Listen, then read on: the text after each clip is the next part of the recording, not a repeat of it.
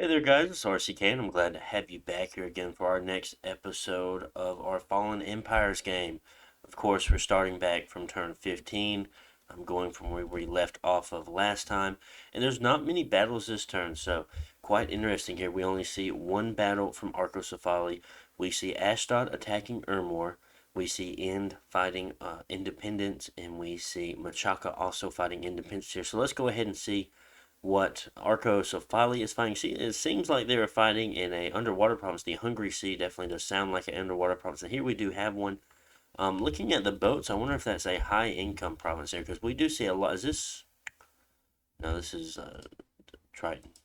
First, it kind of looked like Shark Tribe for a second there. And we already see a equipped up Titan here. Quite interesting.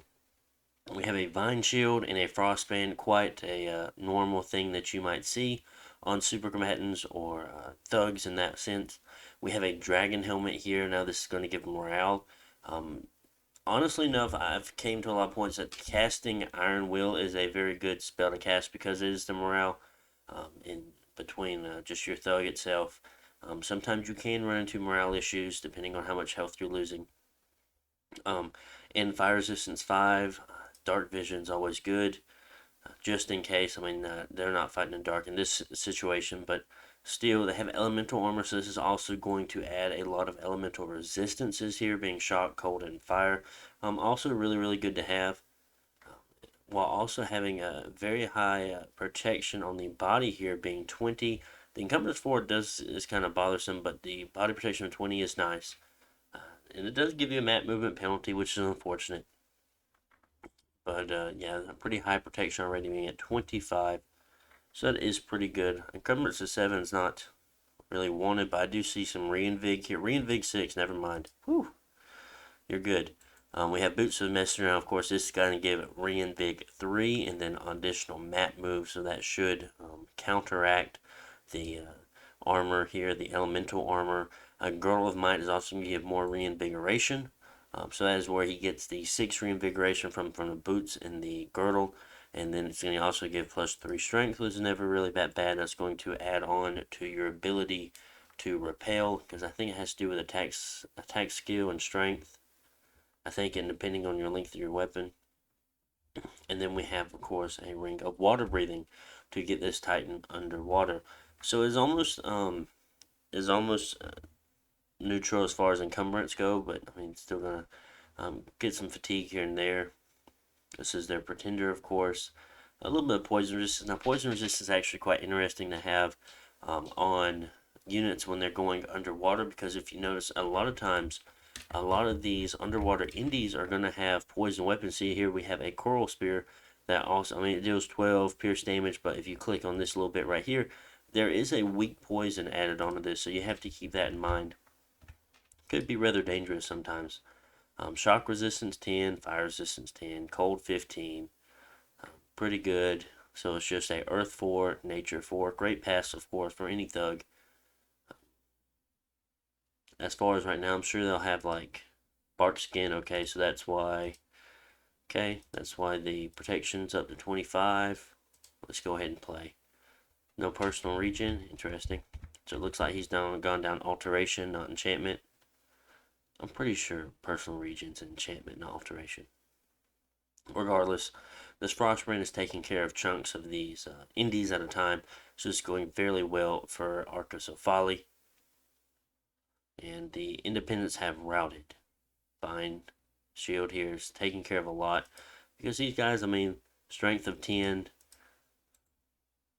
entangles the attacker. I don't know what the entanglement part is. I forget what their role needs to be or how high it needs to be in order to entangle themselves. So quite interesting there. Let's go and look at that actually. So this is 130 income promise. This is very, very nice for Arcosophaly to take. Also being a very interesting spot here, being in between End, being in kind of in between Busy here, depending on who takes this province right here. Kind of very close to Ashdod. Quite an interesting spot we have ourselves in here. There's also, this is End's cap. This is Arco's cap. Cool, cool. Always nice to grab some of those very nice underwater provinces early on. So let's go back and check out some more battles. Now this is the Ashdod battle against Ermor. So let's see what they have going on here. I wonder if this is Ashdod's main force here. And it does look like it, being a majority of his Anakites here. There's definitely a lot of them for sure. This is Prophet.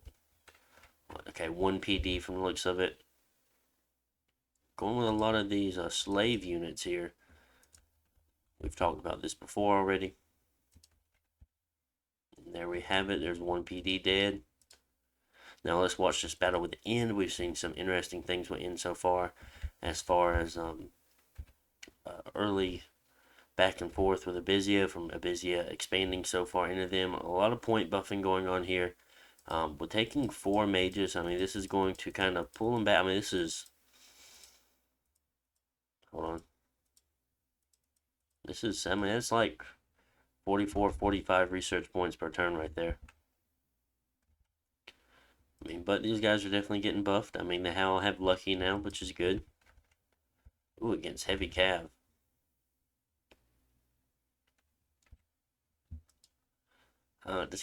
They're all blessed, right? Yeah. So, defense skill 15, pretty good. I'm able to dodge a few things. Attack skill 13, strength of 16. So, they're going to be able to do some decent damage. I feel like the Lucky is definitely helping them out a lot with these lance charges and things like that. Let's keep watching. Cheat, fate, and luck. Looks like most of them at this point have luck cast on them. Some of them have twist fate as well. Most of them have twist fate, it looks like. This one doesn't. Okay, cool. But these early battles here with luck and twist fate and such on with the sacreds is going very, very well for End at this point. We've seen him do this a couple of times already, and I'm sure that we will be seeing it a lot more as the game goes on. And let's watch this last battle here with Machaka. Still using the Spider Knights here, which I've really been enjoying. Now, when I played Machaka, I did not use, I used Spider Knights a little bit, but I didn't use Spider Knights for expansion. I've been finding this expansion very, very interesting. I'm sure I've said this almost every other episode. But yeah, the Spider Knights are quite interesting to watch here, and it's interesting to see what they are good against and what they're bad against, because it's a big difference versus most of the things that you would normally have problems with other kind of expansion parties you'd have with other nations, because I don't think I can't remember if they care too much about barbs or not. Some things they care about, some things they don't care about. One was kind of different. Because as in this first form here, I mean, they don't really care too much about the Arrowfire having the 17 protection while also having a shield and a iron helmet. But they are size 5, so their attack density is kind of low. The webs are quite interesting here against the low strength units. Now barbs, usually enough could break out of the webs. And I thought they did pretty well against the knights. I can't remember. I'll fast forward, and here we go. One knight's off. It's entangled now. I mean, this is the second form, of course, and it does have a never healing wound, so it should have higher HP than it does right now. It should have 26. But I mean, the stats on it is still okay. I mean, low defense skill, entangled. That's the line. Okay, so it should have 10 defense skill, 12 attack, 11 defense. I mean, they still have the web, low magic because it is an animal. No, it doesn't. Yes, it does have the animal tag to it. 14 protection even in the spider form. I didn't know that. Still size 5. Okay, morale. Cool. We have the independence routing at this point. Cool, cool, cool. Alright, let's end that. Now, where was that province at there? Now, this was in between. Oh, this is actually very close. This is right outside of End's cap circle here. Very interesting.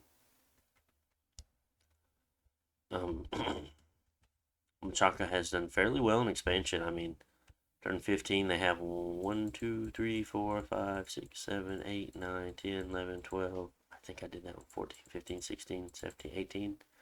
Maybe 19 if I didn't do that one. But yeah, fairly well.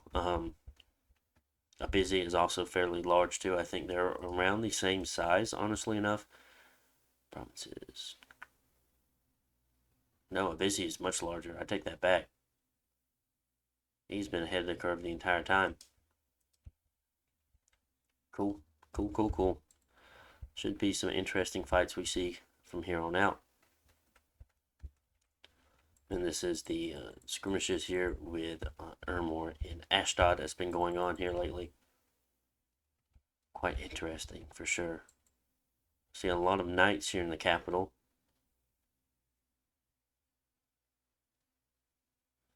I don't think we've seen. I don't remember us seeing the bless yet, so it must be a dormant bless, I believe. Trying to read here.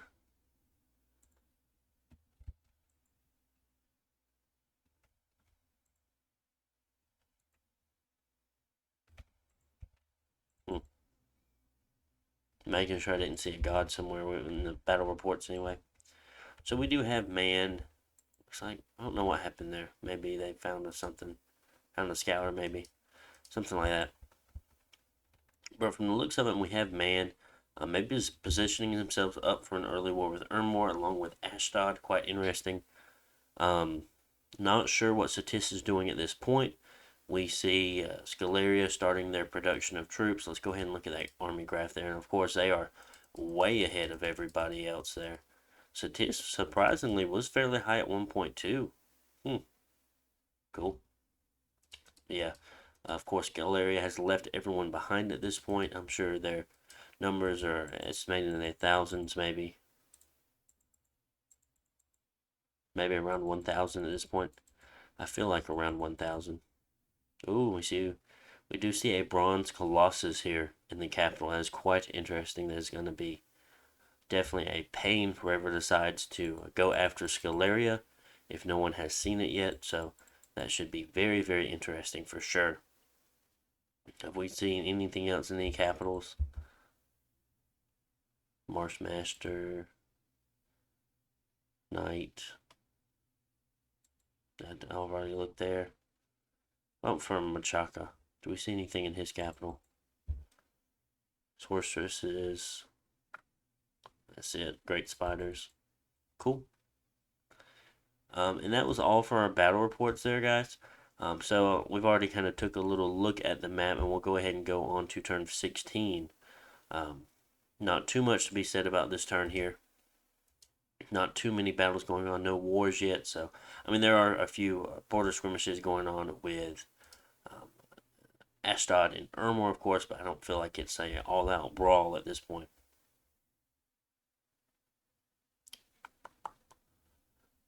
What number was I on? Was it 15? Hold on. I know I just said it. I know I said it. Yeah, I was just on 15. Let's look. I was checking my YouTube stuff in the background, my previous video. So we got a message here from Abizia. A Diplofurbish initially went into N's cap circle, found +3 slave side, convinced N to give 10 plus turns of slaves, so 30 slaves or more, to let him take that prov, napped with most of the neighbors except Scaleria/Arco, and since most all the Indies provs we'd taken there, he decided to go after. Heard that Ermor is being ganged by N, Man, and Ashdod. Haven't seen N doing it as much. With ethereal quickness, let's tire himself out real quick. Since Man F5 says good to know he won't be through turn my ways through crossbows knights can be harder to deal with. Don't know how many people joined the anti-Scaleria coalition, so we've already spoke about that. That started early. Worst fight late game. I think Arco is better target strategically for me. So Abizia is thinking about going after Arco. Machaca would have also been a nice target, but for now that can wait till later. Economically, or economy is doing great, and the war will begin soon. Though I don't know yet. Cool. So I did have Abizia send me a message. I think he was trying to ally himself with Scaleria to kind of free up that border so he can move his intentions onto somewhere else. So I'm pretty sure he is not going to be joining the anti-Scaleria coalition there. Quite interesting. So let's go ahead and watch this battle here with Abizia. Fighting caves not too bad for them because they do have Dark Vision 50, of course. Ooh, against these Troggs still. Will they have enough? These guys are going to hit hard, though. Oh my goodness, he just doesn't have the staying power for it. Ooh, will they take out that commander, though? 11 left. So very interesting that they actually took out the commander. So all they have to do now is send a commander in and hold and have like stay behind troops or something like that and watch everything else leave. So that's very, very good for Abizia. I mean, not good that he lost all of these infantry here, being 20 gold apiece. Kind of painful being 300 gold, but well. Scout attacking a throne from the looks of it. Yeah, we see these conjurers here. There's a circle mage. That's a conjurer. That's a circle mage. Conjurer again. Lots of blood slaves. More sorcerer over there. And militia, light infantry, heavy infantry. And of course, they're doing ray skeletons since there's not enough. The scout does not provide enough to start using gem usage. I'm sure they can do horde of skeletons. Not sure what they're going to do with these blood slaves here. But, interesting. Maybe, probably just summon imps or something like that. Horde of skeletons or something. That's what I believe anyway. We see Ashdod attacking Ermor. We see Man attacking Ermor. So I was correct in assuming Man was coming in as well. I think Man's already attacked him one time. I can't remember. Looks like this is on an attack rear group. Hold and attack rear. Should have had them on hold too. I feel like this should all have been on hold. I don't know. Just to keep the formation together. I don't know. Yeah, see. At that point, they're already way up there. See, I feel like this is going to separate your line way too much. But I kind of want everything to hit at the same time. See a lot of wardens here. My goodness. A lot of monks too. H1's very, very cheap for him. Divine Insight. So it limits the amount of researchers to the strength of Dominion and current province. These guys are very, very cheap. They're cheap researchers. They don't have good research, but you can make a lot of them really, really easily. They're all holy ones, so they're really, really cheap. Yeah, they have awe, but that's never. I mean, that's what his bless is. A lot of sacreds here. 1 PD, no big deal. Cool. Aw's not really going to work well against units that have morale of 50, so that's going to be a difficult fight for sure. His bless is not going to help him out any. So let's watch this battle with end here in the Barren Crags. Looks like mostly maybe a farmland. Cannibal Warlord. Now this is a throne as well. Lots of militia, heavy cav. We see light cav, light cav here with their bows. Here's your militia right here. Here's light infantry. You can tell the difference between that. One has a helmet, or one has a metal helmet. An iron cap, yeah. That one has an iron cap. That one has a leather cap. And these also have javelins. Where these don't. You can see that in their sprites. You see javelins on their back. Over here we have a pretty large group of archers. We have one priest, a few of these sages back here. 1, 2, 3, 4, maybe a lore master over there. Yeah. That one's kind of old and diseased. That one's not. They all have 1 pearl on them. That one's got 3. Let's see what the lore master has. Oh, so he's an air 1, astral 3, nature 1.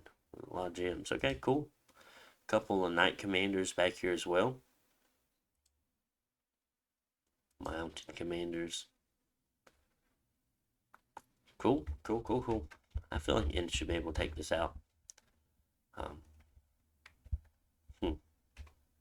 Not sure what these mages here are going to do.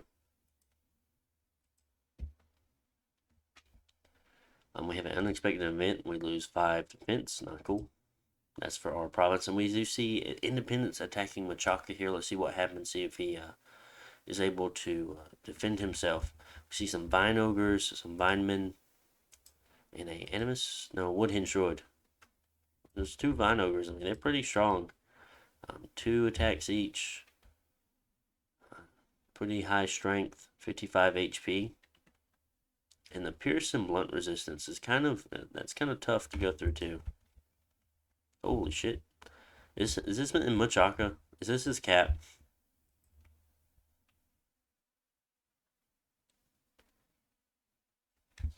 Hmm.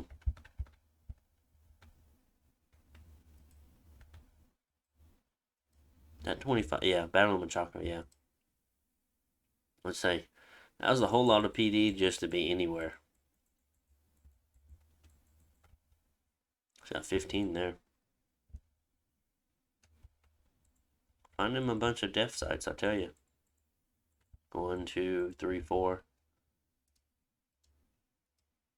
Ooh, that was a double one. Nice.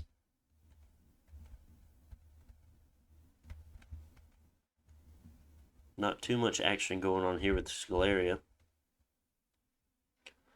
We see that Satis is unifying all of his forces here in his capital. We do see some site searching going on as well. A Well of Pestilence there. Ooh, he has got a lot of sites right here. So that is 3 gems, 5, 6, 7. Oh my goodness, that's a very nice. And it also gives you a pretty decent amount of income. It's gold. There's 2 gems there. That's 1. There's 2 more gems there. Okay, cool, cool. Golden Throne, that's a good one. So we do see some early site searching going on here with Satis. Some site searching here with Machaka. Not as much going on here. I mean, he would have found these as soon as he hit the province. He would have found that once he hit the province. There's a lab there in 49. That might have been an event. Don't know how much site searching Abizia has for him, but he is the largest. He has other priorities. He focused a lot more on, much more on expansion early on. Don't really see any sites here for End. None for Ashdod, of course. A few here and there for Arco.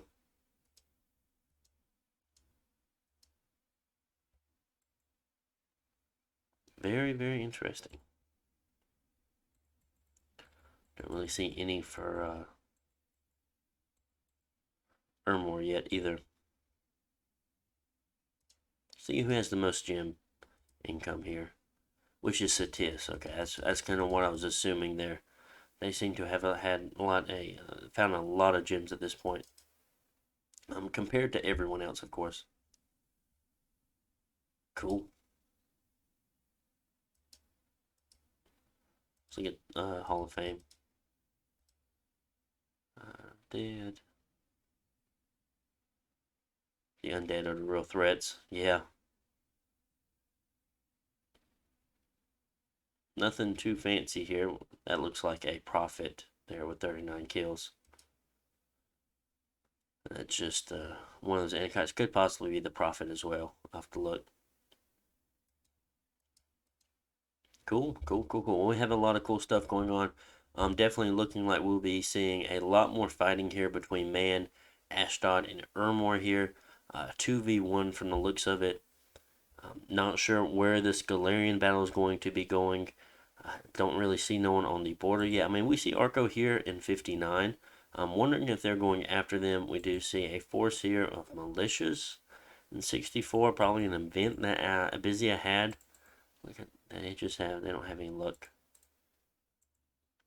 They have misfortune. They have misfortune. No real luck skills this game, huh? Damn. I don't see any. Okay, except for Ermor. Ermor's got luck. That province there. Okay, so Arco has luck too. Interesting. I was wondering about that. And that's going to be all for turn 16, guys. Hope you enjoyed. Be sure to come back and check out the next episode. We'll be going over 17 to 18. Hopefully I can get that out this weekend. When I post this, it'll be Saturday. I'll see if I post one on Sunday or Monday or so, depending. I'll probably keep posting the Gath game. I'll probably post the Gath game on Sunday and then post another one of these on Monday, more than likely. So, guys, I will see you on the next one. Make sure to like, comment, subscribe. Bye.